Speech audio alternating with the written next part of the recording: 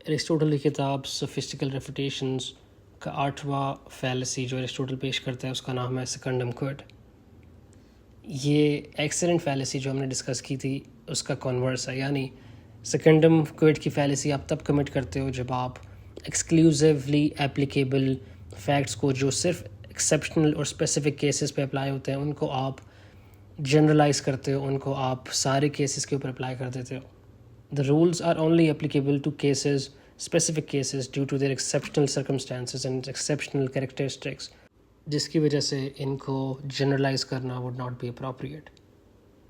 اگلا فیلسی جو ایرسٹوٹل پیش کرتا ہے اس کا نام ہے irrelevant conclusion. یہ فیلسی ڈسکرائب کرتی ہے ایک ایسا آرگومنٹ جس کا اگر کانٹینٹ فیکچولی ایکوریٹ یا لاجیکلی ویلڈ ہوگا بھی it would not be relevant to the issue which is being debated. This results in a distraction. اس کو ہم ریڈ ہیرنگ فیلسی بھی بولتے ہیں. اس کو لیٹن میں ignoratio elenchi کہتے ہیں، جس کا مطلب ہے ignoring refutation, and it may not be even intentional if you commit the fallacy of irrelevant conclusion, and it may also seem like a valid argument کیونکہ اس میں کوئی factual inaccuracy ہو سکتا نہ بھی ہو, but it also at the same time misleads from the main topic at hand.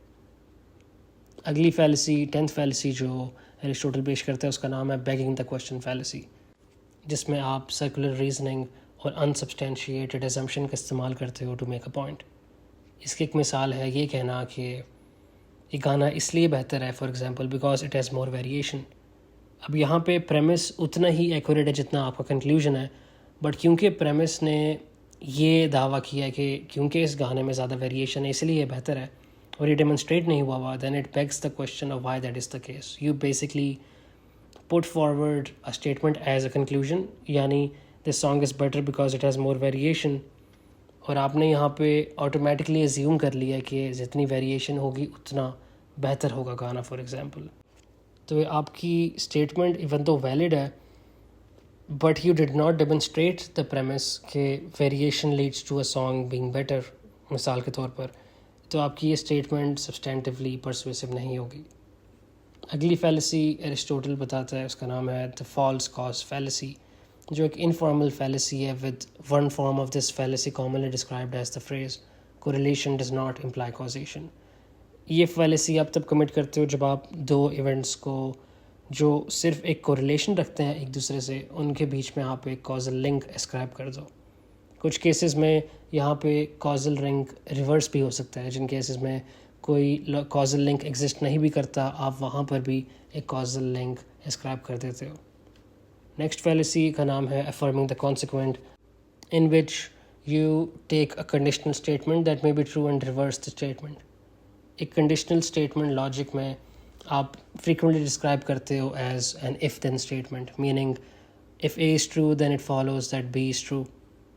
اب affirming the consequent fallacy آپ تب commit کرتے ہو جب آپ اس کو ریورس کر دو اور آپ کہو for example the window is open so the room is cold, اور اس کو ریورس کر کے آپ کہو the room is cold so the window is open. Next fallacy اور لاسٹ فیلسی جو ایرسٹوٹل پیش کرتا ہے اس کا نام ہے the fallacy of many questions, which involves asking a question that requires an answer that would admit an unproven presupposition.